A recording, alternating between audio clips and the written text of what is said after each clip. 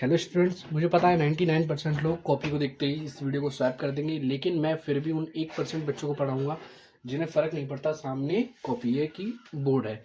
चलिए हम शुरू करते हैं। हम इस सीरीज़ में सीखेंगे जर्नल एंट्री, यानी कि हम बेसिक से एडवांस एक कोर्स कर रहे हैं जिसमें हम जर्नल एंट्री सीखेंगे बिल्कुल बेसिक से। हम 2 पार्ट बना चुके हैं। हम पार्ट 1 में हमने कैश से सेल और परचेज़ किया था, पार्ट 2 में हमने क्रेडिट में सेल और परचेज़ किया था, यानी उधार में सेल और परचेज़ किया था। अब है पार्ट 3, यानी कि हम सेल और परचेज़ करेंगे, साथ ही साथ हम लोग डिस्काउंट भी देंगे। जो 2 तरीके के डिस्काउंट होते हैं, एक होता है ट्रेड डिस्काउंट और एक होता है कैश डिस्काउंट। हम दोनों पे बात करेंगे, समझेंगे और फिर हम उनकी एंट्रीज को करेंगे। चलिए शुरू करते हैं। तो ये रहे ये 3 सवाल जिनकी हम बात कर रहे थे। चलिए सबसे पहले हम समझते हैं purchase goods for 10,000 at 10% trade discount in cash, यानी कि जब हम सामान हमने कोई खरीदा है उस पर हमें 10,000 रुपये का वो सामान है और उस पर 10% की हमें छूट मिली है। इसकी एंट्री कैसे होगी? सबसे पहले इस पे कौन से जो 2 इफेक्ट हुए हैं हमें उन्हें देखना है। एक तो हमने परचेज किया है, दूसरा हमारा कैश गया है। तो जब भी हम परचेज करते हैं, परचेज यानी हमारा कोई खर्चा हुआ, यानी कि एक्सपेंस हुआ, एक्सपेंस हमारा बढ़ता है तो उसे हम डेबिट करते हैं। तो यहाँ पे हम लिखेंगे परचेज अकाउंट डेबिट। अब इसकी एंट्री करने से पहले अब मैं एक चीज बता दूं, ट्रेड डिस्काउंट यानी व्यापारिक छूट। ये एक व्यापार वाला जो मतलब जो माल बेचता है वो सभी को देता है। तो इसमें हमने परचेज किया, यानी कि जिसने हमें डिस्काउंट दिया, जिस व्यक्ति ने हमें डिस्काउंट दिया है उसने ये डिस्काउंट सिर्फ हमें नहीं दिया, उसने ये डिस्काउंट ओवरऑल यानी जो भी उसके पास जाएगा उसने सभी के लिए 10% का छूट दे रखा है। हमें क्या करना है यहाँ पे, हमें इसमें सिर्फ 10% माइनस कर देना है। 10,000 में से 10% जाते हैं तो 9,000 बच गए हमारे पास, यानी कि 10,000 में से 1,000 गया तो 9,000 बच गया। तो 9,000 अमाउंट पे हमने ये सामान को खरीदा है। अब समझने वाली बात ये है कि जो ट्रेड डिस्काउंट है ये सभी के लिए दिया है, हमें कोई स्पेशल दिया नहीं है। तो इसे हम जर्नल एंट्री में नहीं लिखते, यानी कि इसे हम रिकॉर्ड नहीं करते। तो अब इसकी एंट्री कैसे होगी? इसकी एंट्री सिंपल हो जाएगी। हमने 9,000 में खरीदा है, हम 9,000 यहाँ पे लिखेंगे। बस इसकी एंट्री हमें ये ध्यान रखनी है, हम 9,000 लिखेंगे और कैश अकाउंट हो जाएगा हमारा यहाँ पे। बस इतनी आसान एंट्री थी इसकी। अब जो समझने वाली बात है वो कैश डिस्काउंट की है, यानी कि जो कैश डिस्काउंट है इसे हमें समझना है।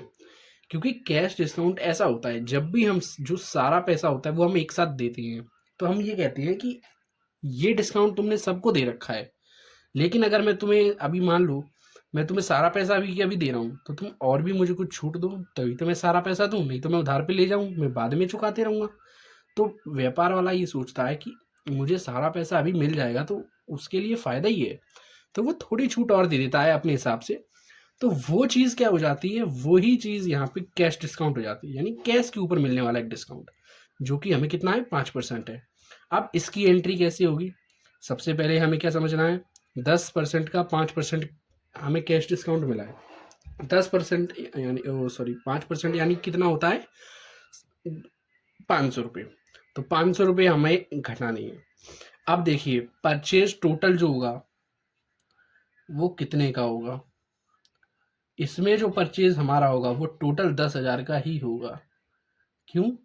क्योंकि इसमें हमें कैश डिस्काउंट मिला है, कैश अकाउंट, ये डेबिट हुआ है, ये क्रेडिट है। अब यहाँ पे हमें एक और साथ में एंट्री लिखनी पड़ती है, यानी कि जो कैश, अब देखो उसने मांगे 10,000 है, हम देंगे कितने कैश में उसे 500 घटा के, यानी कि जो हमारा हुआ 9,500।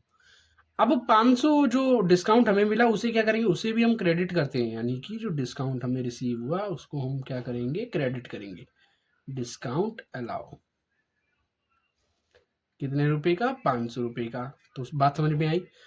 इसको हम लिखते हैं तो इसकी यहाँ पे कुछ घटेगा नहीं, टोटल 10,000 है तो 10,000 में से ही जो होगा वो उसमें से ही है, यानी 9,500 यहाँ पे और 500 रुपये यहाँ पे। अब आइए बात करते हैं जो हमारी लास्ट और 9वीं एंट्री है उसके बारे में। Purchase goods for 10,000 at 10% trade discount and 5% cash discount for cash. अब देखिए, अब ये एंट्री जो है ये दोनों का मिक्स है, यानी कि इसमें हमें ट्रेड डिस्काउंट भी मिला है, साथ में कैश डिस्काउंट ऊपर से और मिल गया है। अब बात को समझिएगा ध्यान से, इसकी एंट्री कैसे होगी। पहले जो 10% हमें छूट मिली है उसे हम 10,000 में से घटा देंगे, यानी कि 10,000 में से 10% गया 9,000। 9,000 पे भी हमें 5% और छूट मिल गया। 9,000 पे 5% की छूट हमारी होती है 450 रुपये। तो अब आपको कुछ बात समझ में आई, यानी जो टोटल अमाउंट है वो तो 9,000 होगा। देखिए, जो हमने परचेज किया, परचेज हमारा खर्चा है, और खर्चा जब भी बढ़ता है तो उसे हम डेबिट करते हैं, तो परचेज अकाउंट डेबिट हो जाएगा कितने, 9,000 से, क्योंकि ट्रेड डिस्काउंट मिला है हमें तो 9,000 लिखेंगे। अब बात समझिएगा, कैश हमें हमने कितना दिया, सॉरी 2 आएगा यहाँ पे। अब बात समझिएगा, जो कैश डिस्काउंट है वो और डिस्काउंट है वो कैसे मिलेगा। देखिए, बात समझने वाली बात ये है, यहाँ पे सिर्फ इतनी है। देखिए, इस पे हमें कैश डिस्काउंट मिला है, 10% ट्रेड डिस्काउंट माइनस होके 9,000 बचा। 9,000 पे हमें कैश डिस्काउंट मिला है, यानी कि 9,000 का 5% कितना होगा, 9,000 का 5% होता है 450 रुपये। 9,000 में से 450 गए तो कितने बचे, 8,550। 8,550, सॉरी। बात समझ में आई। हमें क्या करना है, हमें सबसे पहले हमें क्लियर रूल को समझना है, CLEAR। अगर हम इस क्लियर रूल को समझ लेंगे तो हमारे लिए जर्नल एंट्री बच्चों का खेल हो जाएगा।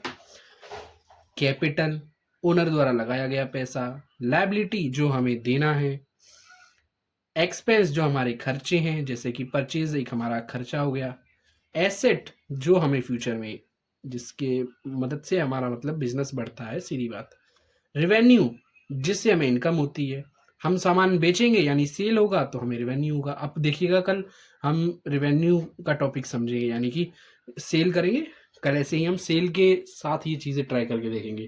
तो धन्यवाद, मिलते हैं अगली वीडियो में, तब तक के लिए बने रहें और सीखते रहें जर्नल एंट्री को, उसका डर बिल्कुल निकाल देंगे दिमाग से। चलिए, धन्यवाद।